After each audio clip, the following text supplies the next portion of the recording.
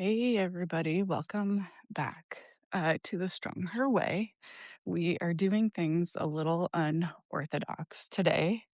You are joining me while I am out on a walk um, because it's been that kind of a week. And I figured if I didn't get the podcast recorded now, it probably wasn't going to happen until next week.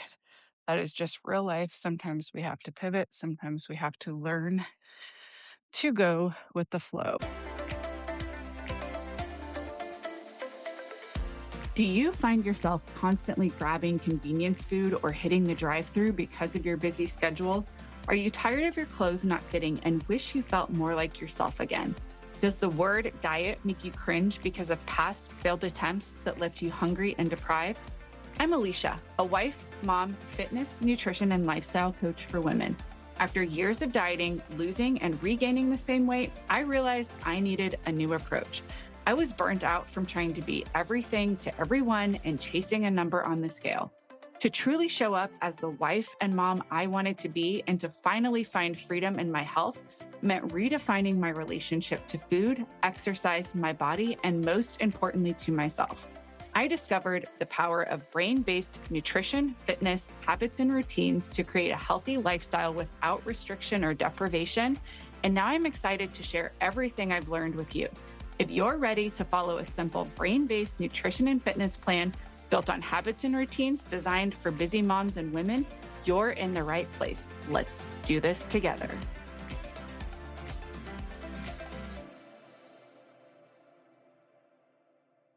Okay. If you have been with us for the last couple of weeks, then you know that we are in the final episode of this series. And if you have been here for all three, I want you to know something. The fact that you are still here, you're still listening, you're still tuning in and trying to figure this thing out, that is not a sign that there is something wrong with you or that you have a problem. That is a sign that you actually have a desire. You have a bigger why, a bigger want to try to get this thing figured out. And that desire is really the starting point of every single transformation I have ever witnessed in my clients or have ever seen even in myself. So, welcome back. Again, this is Alisha Carlson. You're listening to The Strong Her Way. And this is episode 3 of 3 on why healthy habits are harder than they should be and what we are actually going to do about it. So, just kind of a quick recap. In episode 1, we talked about why your brain is literally wired to resist the kind of change and the new habits that you are actually trying to make and shape.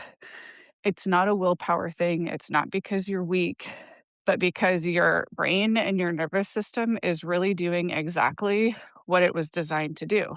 In episode 2, we named that all or nothing thinking pattern, the perfectionism trap that I see so often in the women that I work with. Both are things that I definitely lived and walked out for many years, as well as that restrict and binge loop, as well as 3 tools that you can use. So you're essentially equipped with those now to interrupt any of those cycles or patterns before they take you down and you feel like you're back to starting at square one.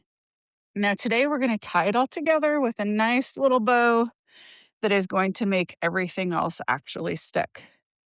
We're not focusing necessarily on a better plan. We're not trying to just will ourselves harder or be more disciplined. Not, another Monday reset of like, okay, starting Monday, I'm going to just completely reset and change everything. And, boom, finally, this is going to be the time that it all sticks. Rather, we are going to be touching on the importance of identity. And I know that this is a topic that we have talked about in many different episodes before, but it is definitely worth repeating and focusing on again. So here's the question that I want to start with today. And I want you to really kind of pause and sit with it. So if you're kind of tuned out a little bit, I know I do that sometimes when I'm listening. My brain just starts to wander, start to go down those rabbit holes. I want you to bring it back in. So lean in with me here I want you to really ask yourself who you are when nobody is watching. So when the plan falls apart, when you're feeling tired, stressed, and really like at your wits' end, and the last thing you want to do is make a healthy choice because it's that answer. It's not your goals, it's not your plan, it's not your motivation level, because that answer, not your goals, not your plan, not your motivation level, that answer is what is actually running your health and your life right now. So you know that it's all, it really does start with the brain, how the brain is naturally wired. But then that next level is really the stories that we tell ourselves, the stories that we were told, the stories that our brain has made up to just kind of make sense of this crazy world. And then the third layer to that is the identity piece and what we believe about ourselves, how we talk about ourselves to ourselves, how we talk about ourselves when we're talking to other people with regards to health and fitness is really going to be a key indicator for what is running the show for you. The good news is that this answer is changeable. So that is exactly what we're going to dive in and talk about. It's not like, oh, this is the way I've always been, so this is just how I am, but really getting to a place where you see that you can grow, you can change, we can rewrite those stories, rewrite those identity pieces. So here's the thing about every diet, every fitness program, every habit tracker or 30-day challenge that you have probably tried is that they all assume that if you just give someone the right information, the right plan, things are just going to sort of click, fall into place. Behavior change will just follow. And that works. It works for a little while. And that works at least for a little while, sometimes for a pretty long while, long enough to make you think that this time is really going to be different. But then life happens, stress hits, you get tired, you have an off week, an off day. Maybe just the newness of this change wears off, and slowly but steadily, you start to drift back to those old habits, those old patterns, who you were before you embarked on this new big transformation. It's not necessarily because the plan was bad, it's not because you were lazy, but because you didn't also work on changing the identity and the mental wiring underneath the behavior. You were still essentially at your core the person who has always struggled with this. You were just that person trying really hard to act differently for a season, which is why all of those habits, all of those patterns resurface as soon as stress enters in, as soon as life kind of throws you a curveball. Here's the principle that really changed everything for me and that I have watched change things for the women I coach. Behavior follows belief.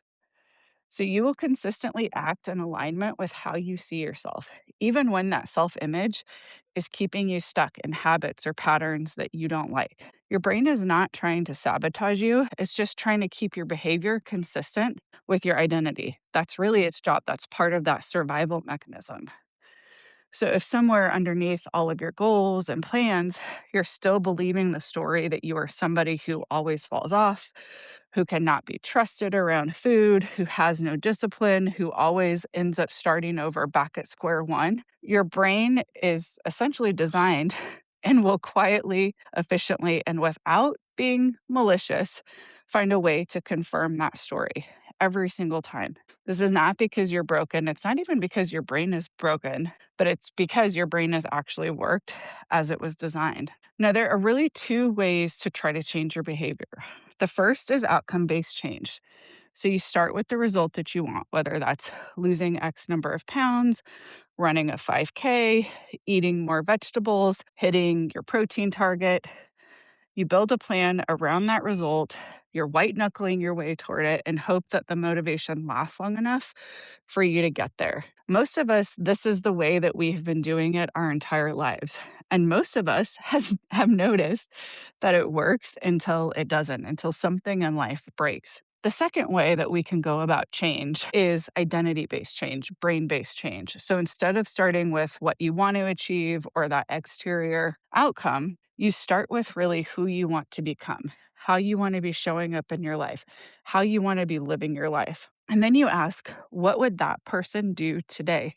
How would she handle the challenge or the obstacle that I'm faced with today? Not next Monday, not next month, not when things calm down, the kids are out of school, the kids are back at school, but today. It's one small action, one small vote cast for the woman that you're becoming. And that really is it. That's the process. That's the whole shift.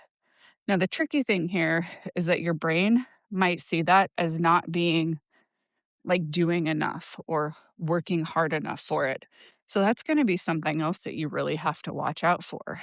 And part of the process is really shifting from what if this could be easy and fun, right? Because for so many of us, when we've relied on the willpower, when we've white knuckled our way, we're used to having to perform and having to work really hard in order to achieve what we want. The reality is that that is like sheer determination, sheer willpower.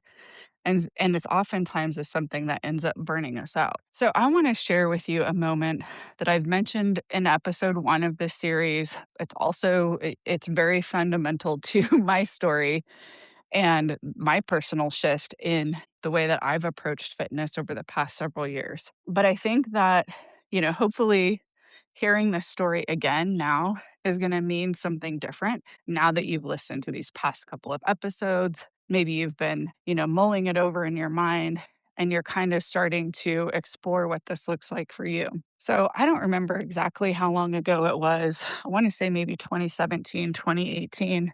I was standing in my kitchen taking before photos again. I had my degree in fitness. I had been on stage as a figure competitor. And by every external measure, I was somebody who should have had this whole fitness and healthy lifestyle thing figured out. And as I was standing there waiting for the camera to count down to 3 to snap a picture, I felt like an absolute failure in that moment, wondering what was wrong with me, wondering why it felt so hard to just be healthy. It was really like in that moment of despair and defeat and discouragement that I had heard something. I believe it was the Holy Spirit. It was that still small voice that really cut through all of the despair, all of the discouragement. And what it said was this: the reason that this felt so hard is because I had been dieting the whole time and calling it a lifestyle. That was something I really had to sit with for a long time. And just that realization was enough to kind of snap me out of it. And it was like this moment of clarity where it's like, oh my gosh, that is so true. Because I realized in that moment that every plan, like every food plan, every workout plan, every program I'd ever committed to, every Monday or Saturday or Sunday or Wednesday that I'd ever started fresh, I had been doing it all from that outside in perspective. I've been trying to change my behavior without changing the mindset or the mental wiring or the identity under it. I was not really trying to become a healthy woman. I was a dieter trying to trick myself into thinking that the way that I was approaching health and fitness was how a healthy woman would do it. And here's the thing about that distinction. It sounds subtle, but it's everything. The dieter is always one bad day, bad Friday, maybe one sleepless night, one sick kid, one bad week from starting over. A woman who I believe like has it figured out, I mean, of course not perfectly, of course not completely, is not somebody who starts over because she realizes that she never actually really stopped. She just simply had like a blip in her life, just a moment where things, a little turbulence came her way. She was able to reorient, adapt, pivot, and just do the next best thing. So that moment for me was not the end of the journey. I want to be honest with you about that. It wasn't like, oh, okay, I had this epiphany, I had this realization, and now all of a sudden everything is peachy keen. The identity shift, the mindset change that we talk about here is not like a light switch that you can just flip on or off. Rather, it's a slow and steady and often messy process of choosing differently, one small choice at a time, thinking differently, one thought at a time, talking about yourself or talking to yourself differently until that new story starts to feel more true than the old one. But I will tell you that moment in my kitchen was really the beginning of asking a completely different question. Not, what should I be doing, but more, who am I becoming and how can I approach health and fitness in a way that is really going to allow me to stay with it for the long term. And it was that question, it was really reflecting on those things that have had the biggest impact. So, what I want you to know is that your identity is built one vote at a time. So, here's how identity actually changes it's not in a single, sudden, traumatic moment, though sometimes those happen. We can have those shifts or those changes. But really, it's this accumulation of small actions that you take repeatedly over time. So I want you to think back to episode 1 of this series, and if you haven't listened to it, you can go back and listen to it when we're done. But where we talked about those neural pathways. So every time you repeat a behavior, a thought, that pathway gets a little bit stronger, becomes a little bit more automatic, a little bit more where it feels like, "Oh, this is just who I am. This is just the way that I do things." Identity works the same way. So every time you take an action that really aligns with that vision and that version of yourself, you're casting a vote for that identity. Now, one vote does not win the entire election, but it's those thousands of tiny little votes over weeks and months and years that really begin to rewire the identity and rewire the story for you. So you don't need to be perfect with this. But you do need to be consistent enough that those votes add up, right? And a lot of times, I know tracking can get a bad rep. One, that's like a habit that we have to develop in and of itself. But two, for a lot of us listening, myself included, tracking could have, at one point been sort of a tool of punishment. But what I want to offer here is that keeping track of those little votes, one, that's going to help you stay encouraged. You get that little dopamine hit every time you do something, every time you can go back and reflect on that. But two, if we're looking at consistency, it's really going to help you figure out exactly how consistent you've been. Now, you can be as detailed in your tracking as you want to be. You can write down the habits or the identity or the changes that you're working on making on a piece of paper and just tally those. But giving yourself that little bit of awareness, one, is gonna help you celebrate, help you stick with it. But two, it's gonna really help you be honest with yourself about how consistent you've been and to see if there's any room for growth there. So let's talk about the language shift that really starts to put things into perspective and can really start to shift and move things. So, one of the most powerful and most underrated ways to begin kind of changing your identity is through the language that you use about yourself. So it's the way that you're talking about yourself when you talk to somebody else. It's the way that you talk about yourself when you're just in your own head. So I want you to listen to these and notice the difference between these two statements. I am trying to eat healthier versus I am somebody who takes care of my body. Now, it is super subtle, but even this word trying is gonna be something where it's like it's always out of reach versus I'm somebody who takes care of my body. It's like, boom, that's already done. I'm trying to work out more versus I'm somebody who moves my body because I know how it makes me feel, right? So again, it's that subtle word, I'm trying. A lot of times we use this word, I'm trying, I'm trying, I'm trying. As long as that's what our brain believes, we're always going to be trying. So instead, figure out ways that you can shift it to where it's already anchored, it's already something that is happening. So, those first set of statements, when we're using that word trying, that's really positioning you from the outside looking in, like you're trying to get there. The second set places you inside of it. You're already there, you're already doing it, you're already acting from it. Now, an important caveat, you do not have to fully believe it yet. You just have to be willing to kind of try it on and find some version of that new belief that does fit with as little of resistance as possible. So, this isn't necessarily something that you're just going to fake it until you make it, but it's okay if there's a little bit of resistance, right? Because all that's signaling is that we don't fully believe this yet, and that's okay. So, here is what your brain does when you start speaking and acting from those new identity shifts, even before it feels completely real. It's going to start scanning your environment, looking for that evidence, right? So, this is really how the old story starts to get rewritten. This is how your brain starts scanning and starts looking for those votes for that new identity that we're creating or the new beliefs, and it starts to kind of detach or pull away from those former beliefs and those former stories. So we're not trying to argue with the brain, but we just want to look for and find as much evidence to support that new identity as possible. Now, here's where I want to give you permission to just be in the process. If you are like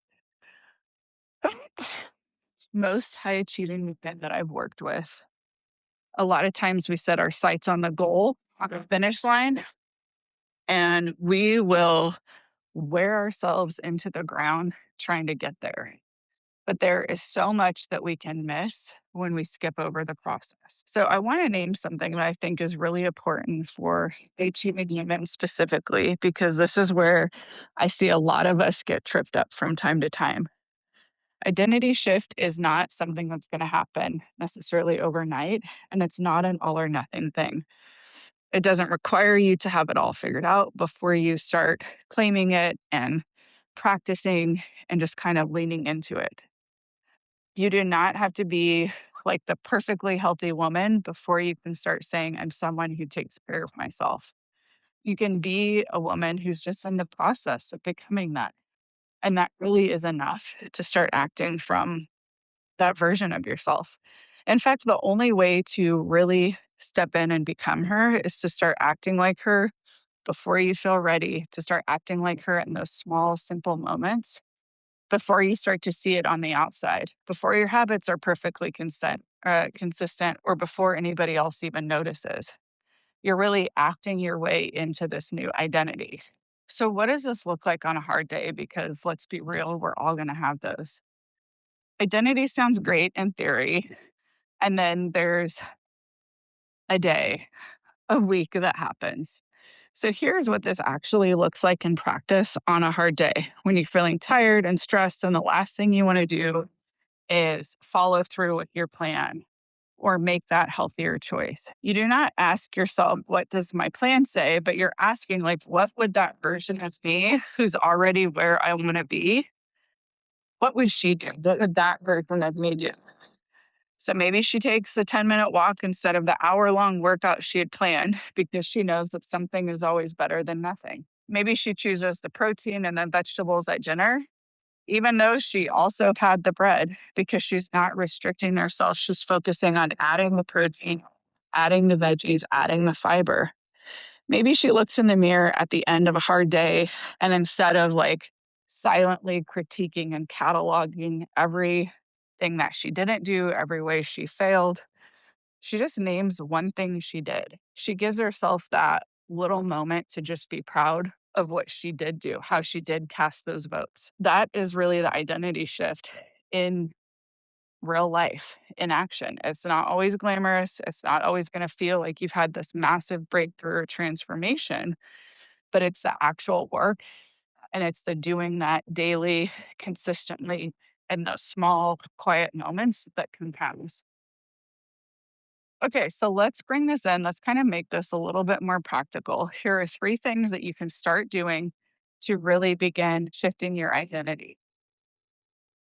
So, practice one is rewriting your story statement. So, somewhere in the next 24 hours, I really want you to write down, type out, or you can say it out loud on your phone using the audio recorder like I am now, this sentence and finish it. I am someone who. So, again, remember, we're not trying to be someone who. It's not someday I will, but right here, right now, I'm someone who, and then fill in the blank. And then fill in one more thing. So, one, we're not making a huge list, but one statement that really reflects who you are working to become, who you're becoming right now.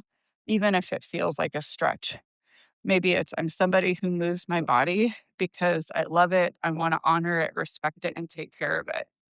Maybe it's I'm someone who eats in a way that gives me energy to keep up with my kids, to, do everything I wanna do in a day. Maybe it's I'm someone who keeps going even when things are not perfect. Whatever it is, write it down and put it somewhere that you're gonna see it, and then just for today, make one choice that really backs that up. We've also got to start acting in alignment with that new belief, that new identity.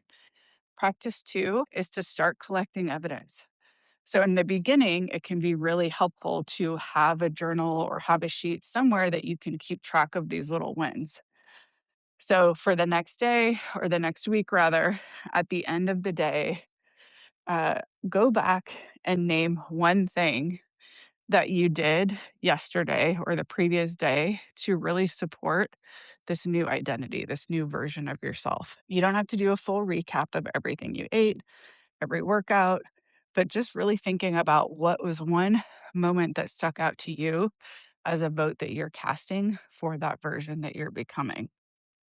So, this practice is going to do two things. First, it's going to train your brain to look for the proof of the new identity instead of just always looking for ways that you failed or looking for proof of the old identity and the old story. Second, it starts to build a track record, a body of evidence that ultimately is going to be harder and harder for your brain to argue or dispute with over time. So remember, we're not waiting to become her. We are actively looking at ways that we are already being that version of ourselves, documenting it right here in the process. Practice three. One is going to be notice how you talk to yourself. Two is going to be interrupting that and starting to change how you talk about yourself. So this one is simple, but it can definitely be uncomfortable. It's also super powerful when we start to do this repeatedly. So I just want you to start paying attention to the words that you're using, whether they're verbally coming out of your mouth or they're just thoughts that you have about yourself. And just pause, just stop yourself. A lot of times it can be really powerful to imagine you saying this to somebody else that you love. No way in the world would you say some of the things that you say, or would you talk about these people that you love the same way that you talk about yourself. So just practice interrupting that, catching that, and then coming in and interjecting that with something else. Okay. If you've been listening to this series and you've been thinking, okay, I get it. I understand it really is the brain science under all of it. I see the all or nothing pattern. I know that identity is really the thing that I need to work on, but I need more than these last three episodes of the podcast to actually do this work. I want to say you're right. You do. The podcast is here to give you so much like free value, things that you can practically and tangibly use. But a lot of times it's not just enough to hear these things once. Understanding this stuff and actually rewiring it are two very different things. And that gap is really what the Fit and Fueled Foundation was built to close. It's a $27 micro course that's designed specifically for high achieving women who are burned out and done with that restart cycle and ready to actually do the identity work that makes lasting change possible. Inside, you'll find short video trainings under 20 minutes each that walk you through exactly what we have been talking about in this series and more. The mindset work, the habit science, the movement strategy, that works with your nervous system instead of against it, the nutrition approach that really focuses on nourishing your body instead of restricting. There are worksheets, templates that you can just plug and play, all designed to help you start applying this to your actual life right now. Not some perfect, unreal future, but the life that you are living right now in this season with your real schedule. $27, lifetime access. If you do the work and it doesn't deliver, you get every cent back. The link is in the show notes below. The link is in the show notes below. So, if you've been living the restart cycle for years, this is really where it can end. Not because this program is magic, but because you are finally going to be able to do the work that was always underneath the failed plans of the past. Now, I want to close the series. I want to close this series the way I close every conversation that matters to me, with a vision.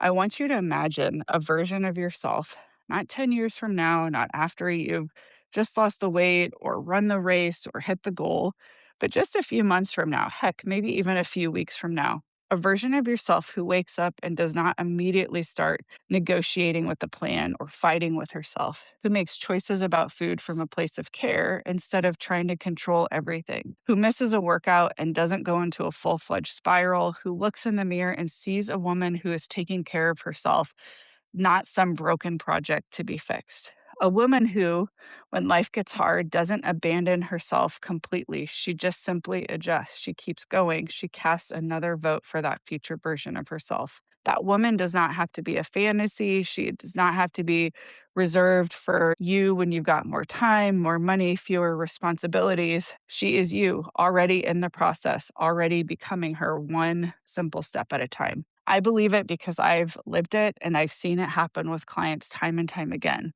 I believe it because I have watched women who have tried everything finally find the thing that actually worked, not because they found a better plan, but because they stopped fighting who they were, stopped fighting against their body, and really started becoming who they were created to be. That is what this work is really about. It's not the macros, it's not the workout program, it's not the before or the after. It's about fully stepping into embracing sustainably and joyfully just being yourself. You are more than capable of that already. All right. Thank you so much for being here with me today on my walk. I'm going to pre apologize for any bad audio there. Thank you so much for also tuning in to these last three episodes and for doing the work, showing up for yourself. Thank you for choosing yourself, even imperfectly, even when it was hard or it was in the middle of life going completely off the rails. Now, if this series has moved you, please do share it with someone who needs it. You can leave a review if you have a moment. And if you want to come and hang out with me on Instagram, you can find us at The Strong Her Way. I genuinely want to hear where you're at in this journey. So, of course, reach out to me in the DMs. And if you want to learn a little bit more about the Fit and Fueled Foundations or any other way to work with me, you can get all that information in the show notes below. I will be back with you guys next week. Take care of yourself because the world needs the strongest, healthiest version of you.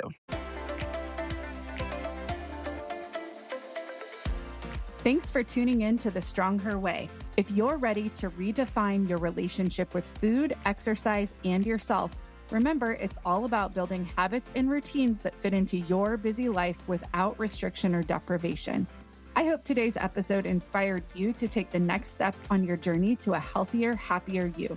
Don't forget to follow the show so you never miss an episode. And if you found this helpful, please leave a review and share it with other women who need a little extra encouragement. Together, we can all become stronger. Until next time, stay strong and keep moving forward.